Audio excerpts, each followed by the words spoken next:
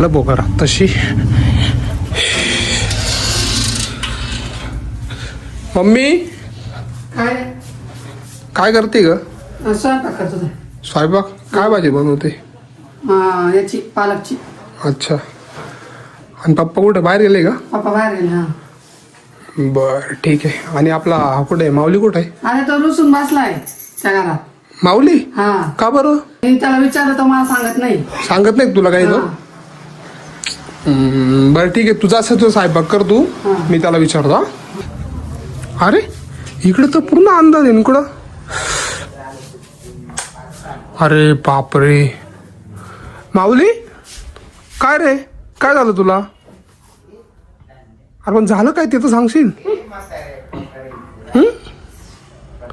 मम्मीला सांगितलं आणि तू मला सांगितलं आणि झालं काय नेमकी तुला? निघरे दादा तुझा शाळेला मिळतं.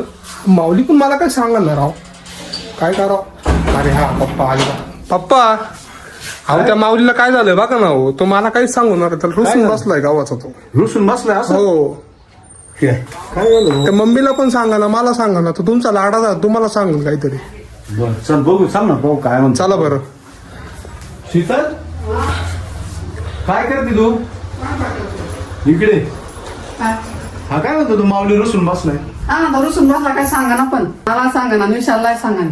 काय रे तुला नाही सांगितलं? नाही ना मला पण सांगत नाही. असं रुसून बसलाय तो का काहीच बोलत नाही. फक्त म्हणतो जा तिकडं. बरं ठीक आहे मी बघतो काय. चल चाल जाय समजा. तुला स्वयंपाक कर. मला भूक लागली बर का. हा. माऊली ए बाळा काय रे काय झालं? आता